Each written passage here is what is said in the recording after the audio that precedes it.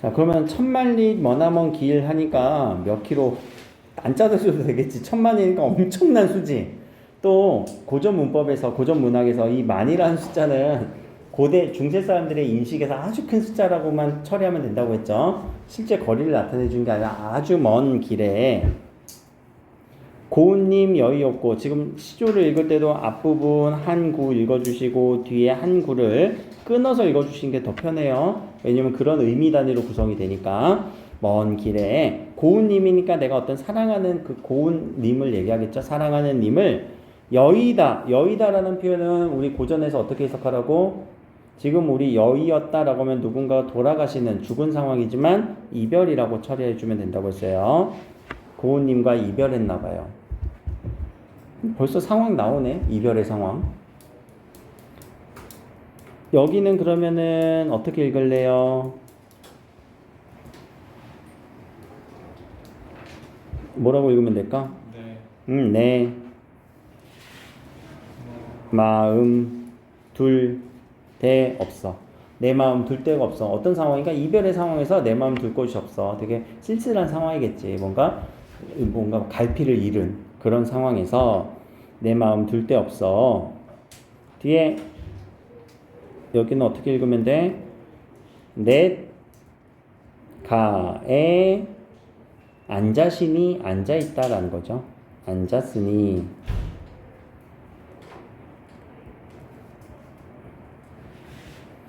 냇가에 앉았네요. 이 사람 이별하고 나서 냇가에 왔어요. 여기 부분 어떻게 읽을 거예요? 저 물도 요 부분이 좀 힘들 것 같은데 한 글자씩 해볼까? 니은에 아가 붙었네. 나에 이가 있으니까 네. 얘는 띄어쓰기가 있어요. 띄어쓰기 있을 때는 그냥 첫 글자 우리 아 소리로 읽어주라고 얘기했지. 안. 띄어쓰기 이후에 얘도 같아서. 저 물도 내 안 같대요. 내 안이라는 거는 그러면 어디를 의미하는 걸까? 나의 안. 마음. 오케이. 저 물도 내 마음과 같아서. 울면서 밤길을, 자, 내놓다, 내다, 뉘어다, 이런 표현들을 어떻게 해석하라고 했어? 살다, 지내다, 가다라는 의미 중에 하나로 처리하면 되죠. 그러면은 저 물이 어떻게 하는 걸까? 저 물이 울면서 사는 게 아니라 갈다, 흘러가는 거겠죠. 흘러가다, 흘러가는구나. 이렇게 보면 돼요. 여기서 드러나는 이 부분을 보면 그러면 이 물이 울면서 있대요. 자, 물을 마치 엉엉엉엉 우는 존재로 만들어 버렸어. 감정이 있는 존재로 만들어 버렸네. 의인화 플러스 이 마음은, 우는 마음은 누구의 마음일까? 화자의 마음을 어디다 넣어버렸어? 물에다 넣어버렸지. 감정을 어떻게 써? 이입. 오케이. 감정이입의 대상으로 요 물이라는 소재를 볼 수 있겠죠. 그래서 요 물에 갖고 있는 소재의 의미는 의인화가 된 소재고 감정이입을 한 소재예요. 주제 한번 찾아볼까? 상황, 이별의 상황 속에서 정서, 슬픔, 그 이별에 대한 슬픔. 깔끔하지?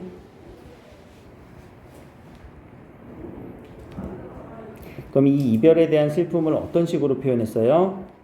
물이라는 소재를 가지고 물의 감정이입을 통해서 아주 슬픈 마음을 드러내고 있죠. 이런 것들이 이 시조에서 양반들이 즐겨 쓰던 표현법이에요.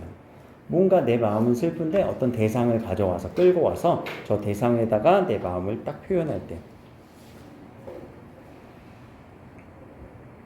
자, 우리 작가 왕방현이라는 사람은 어떤 사람이냐면 단종을 단양으로 유배를 호송했던 사람이에요. 그러면 이 사람은 세조시대 때 의금부에서 일을 했던 벼슬에 있었던 사람이거든요. 세조시대 벼슬에 있었던 사람도 단종을 유배 보내면서 이런 마음이 들어서 시조를 지은 거예요. 그러니까 단종 자체를 싫어하진 않았던 사람인 것 같아. 단종이 떠난데 그 장면이 되게 슬펐던 것 같아. 그래도 우리 임금님이었는데 임금님이 지금 어쩔 수 없이 저쪽으로 유배 가네. 그럼 천만리 머나먼 길은 단종이 유배됐던 단양 지역을 의미할 거예요. 단양이 상당히 멀어요. 여기 보여? 표시되어 있는 거? 여기까지. 그리고 주변이 다 산이거든? 산도 있고 강도 건너야 돼. 치악산 지나서 월악산 지나서 태백산 못 가서의 산이에요. 이쪽 지역이 단양이에요. 지금 단양에서 유명한 게 그 패러글라이딩 있지. 산에서 이렇게 낙하산 타고 쭉 내려오는 거. 얼마 전에 원장님 하셨다는데 그게 단양에 있어요, 실제로. 그래서 상당히 멀어, 이쪽은. 그러니까 그 길을 천만리 머나먼 길이라고 표현을 하고 거기에 단양의 단종을 입에시키고 오면서 아이고 슬퍼라 라고 하는 이 마음을 드러냈던 거예요. 그쵸. 님은 시대적 배경으로 보면 단종을 의미하겠죠. 근데 이런 시대적 배경을 몰라도 사랑하는 님과의 슬픈 이별이구나 라고 해석해주면 될 것 같고, 자, 그래서 나는 님과 이별하면서 슬픔을 느꼈고 물은 울면서 밤길을 흘러가서 내 감정을 이입했죠. 감정 이입의 대상물 정리해 주셔야 돼요. 그럼 청각적 이미지라고 하는데 요 운다라는 것 소리 때문에 그래요. 물이 진짜 우는 게 아니라 졸졸졸졸졸 콸콸콸콸콸 흘러가는 그 소리가 마치 우는 소리처럼 들린 거예요, 이 사람은. 그래서 청각적 이미지를 표현을 해줬다. 안 어렵지? 읽고 나면? 읽는 게 힘들어서 그렇지. 자, 넘어갑시다. 자, 방 안에 요거 촛불이긴 한데 뭐라고 읽으면 좋을까? 현는? 방 안에 켜있는 촛불. 벌써 촛불에 대해서 얘기를 한다는 얘기네. 그쵸? 방 안에 켜있는 촛불에 대해서 어떤 식으로 얘기를 하는지 봅시다. 앞구 방 안에 켜있는 촛불은 그냥 해석되죠? 눌과 이별하였건대 눌과 누구와 이별하였건대 이별의 상황을 주고 있어요. 근데 누가? 촛불이. 잠깐만, 촛불이 이별할 수 있나? 마치 사람처럼 표현했네. 의인화의 대상이 되죠. 겉으로는 눈물 띠고 속 타는 줄도 모르는 거. 잠깐만, 이거는 초의 모습이잖아. 초가 이렇게 생겼으면 얘가 이렇게 불이 있을 거고, 겉으로는 눈물 띠는데 뭐가 떨어지는 모습일까? 촛농이 떨어지는 모습이 있네요. 그쵸? 그리고 이 불은 심지를 통해서 속이 확 타들어가죠. 점점 타들어가죠. 그래서 속 타는 줄도 모르는 거. 얘 왜 이렇게 속 타는 줄도 모를까? 라고 얘기를 하고 있어요. 무슨 표현이냐면 촛농이 떨어지는 모습을 슬픔의 눈물이라고 본 거고요. 속이 타들어가는 줄도 모른다라는 거는 이 사람들은 너무 슬프니까 막 타들어가는 것도 모른다라고 얘기를 한 거야. 엄청난 슬픔에 대한 표현인 거예요. 이별을 해서 이 사람이 슬프기 때문에 이 불이 자신의 속으로 타들어가는지도 모르고 있대요.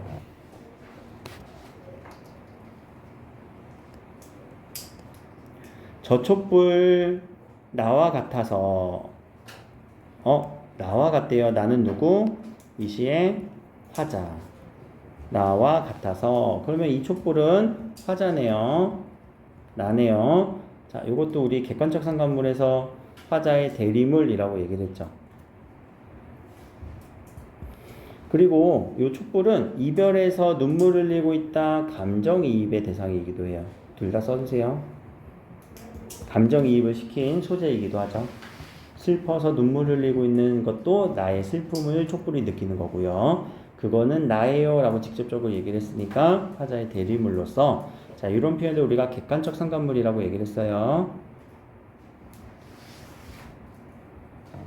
객관적 상관물은 대리물일 수도 있고 감정이입이 있을 수도 있고 또 화자의 정서를 환기시켜주는 어떤 사물이 나오면은 객관적 상관물이라는 표현을 쓴다고 했죠. 촛불은 나와 같아서 속 타는 줄도 모르는구나. 아이고, 내가 속이 타들어가는 줄도 모른대. 그럼 이거는 첫 번째 의미는 초가 타는 모습이죠. 근데 이거의 두 번째 조금 더 깊은 의미는 초가 타들어간다. 내 속이 마음이 애타고 있어요. 애타는 마음을 표현하고 있는 거예요. 촛불을 가지고 와서. 저거 속 타는 줄 모르는 거 서리법이에요. 눈물 짓고 속 타는 줄도 모르는가? 서리법으로 볼 수 있겠는데 지금 아니 이거는 서리법은 그럼 강조가 돼야 되잖아. 속 타는 줄도 모른다. 네, 서리법으로 봅시다. 왜 고민을 했냐면은 진짜 물어보는 건지 한번 고민을 해본 거야. 눈물 짓고 속 타는 줄도 모른다. 근데 이 사람은 내 속도 타고 있어 라고 해서 한 번 더 강조해 주려고 하는 거지. 그러면은 강조의 느낌이 있으면 서리법이라고 볼 수 있어요.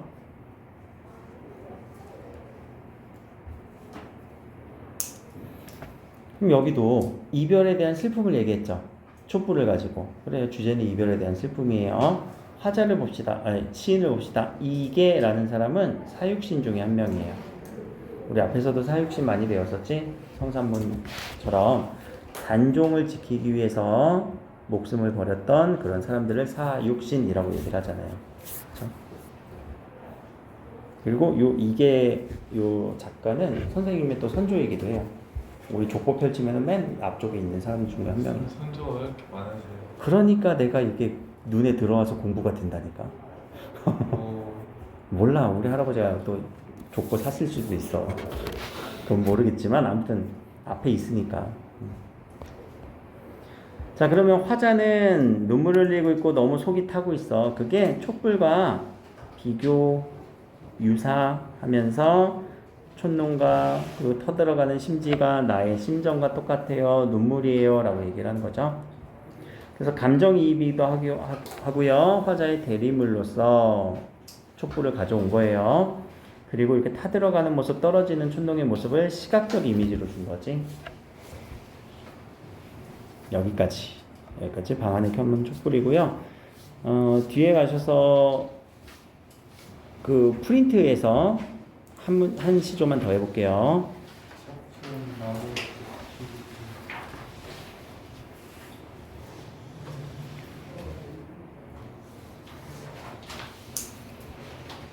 프린트의 뒤에 있는 이 시를 좀 봅시다. 삭풍은 나무 끝에 불고. 아까 김종서에 대한 이거 아는 사람이었는데 라고 하면 조금 더 한번 들어가 보자. 혹시 김종서가 여러분들 가수 김종서는 모르지? 우리 지금 있는 모르는구나. 세대 차이. 옛날에 김종서 하면은 진짜 유명했던 가수인데. 호랑이. 약간 호랑이상이 됐어요. 자, 요 김종서 장군은 그럼 조선시대 김종서 장군은 어떤 사람이었냐면 혹시 사군 육진이라고는 들어봤나? 세종대왕 시기에 사군 육진을 개척했던 장군이에요.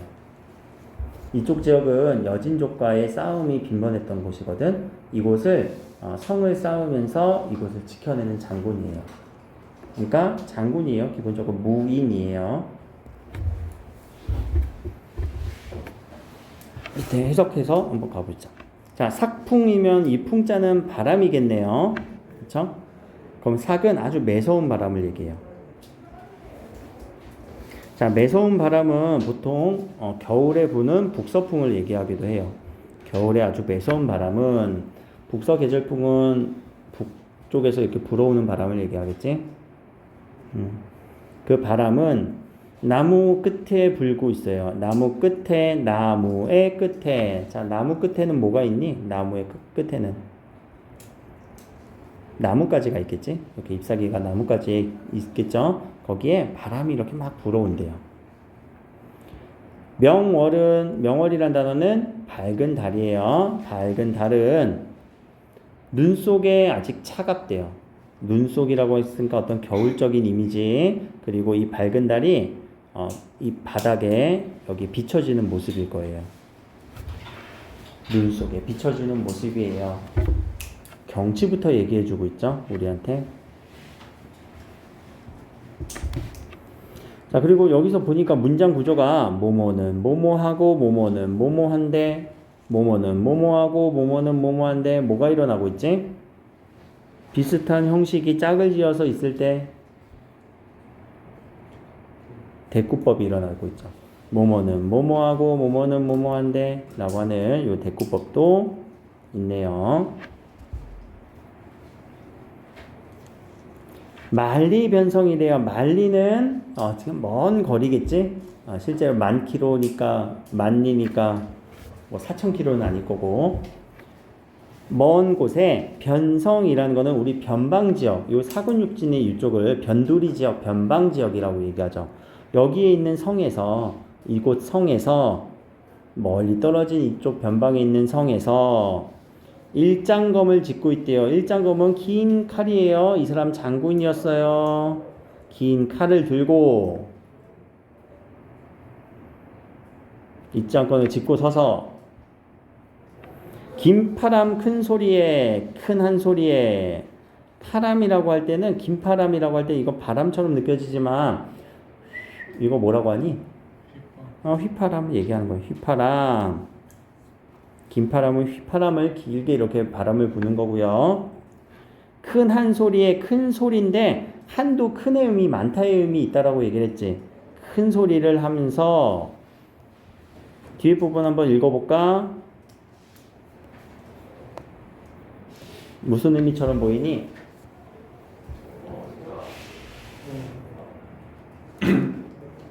뭐뭐 하는 것이 없을까? 거칠 것이 없다라는 거예요. 거칠 것 없어?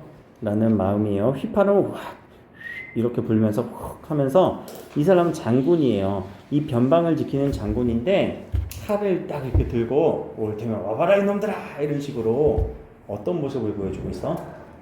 장군의 어떤 멋있는 모습이지? 그런 모습들을 보여주는 시예요. 그럼 앞에 부분 잠깐만 의미를 추론해 볼까? 자, 이 부분 삭풍은 나무에 불고 명호는 속에 찬대라는 것은 상황이 지금 어떤 상황처럼 보여? 매서운 바람이 불고 있고 아직 눈 속이 차갑대요. 어떤 느낌이지? 좋은 상황은 아닌 것 같지? 그래, 이런 상황이야. 지금 여진족과 대치하고 있는 이런 상황을 이렇게 시적으로 표현한 거예요. 이런 상황 속에서도 나는 칼을 차고 칼을 들고 여기 이렇게 지키고 있어. 그러면서 내가 휘파람하고 불면서 큰 소리를 내면서 거칠 것 없이 이놈들아 와봐라 라고 하는 이런 시조의 내용인 거예요. 그래서 이 시조의 주제를 찾으려면은 이 사람 무인이잖아요. 어떤 무인의 호탕함을, 혹은 호탕한 기계를 표현했다. 기계라는 거는 그런 표현이거든요. 자신의 기운을 표현했다라는 거거든요. 무인의 호탕한 기계를 표현했다라고 보통 이런 식으로 표현을 해요. 기계가 다시 한번 뭐라고? 기계라는 거는 그 기운에 대한 표현이에요. 자신의 기운을 내세우는 거.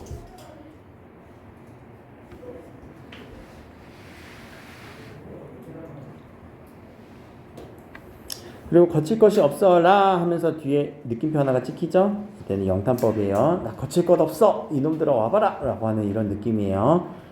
그럼 이 시조를 지금 넣은 이유는 앞에 있는 시조들과 좀 비교를 한번 해보라는 얘기야. 앞에 있는 시조들은 자신의 마음을, 슬픈 마음을 표현하기 위해서 뭘 가져왔어? 사물을 가져와서 표현을 했지. 물을 갖고 오기도 하고 촛불을 가져오기도 했어요. 근데 이 무인들의 시들은 약간 느낌이 다르다. 자신의 호탕한 기계를 표현하기 위해서 뭘 가져오긴 했니? 아니지. 그냥 자신의 마음을 직설적으로 표현할 때가 많아요. 무인들도 얘들아 과거에 급제해야 된다, 기본적으로. 그리고 공부도 잘하는 사람이 벼슬에 높은 자리에 갔던 사람들이야. 그러니까 기본적으로 글을 쓸 줄 알아. 근데 앞에서 우리가 봤던 이런 문인이라는 건 글을 잘 쓰는 사람들이지, 그런 사람들보다는 조금 더 직설적으로 자신의 감정을 표현을 해요. 요런 부분들을 좀 느껴주라는 거야. 요새 무인들의 시들이 많이 나오거든.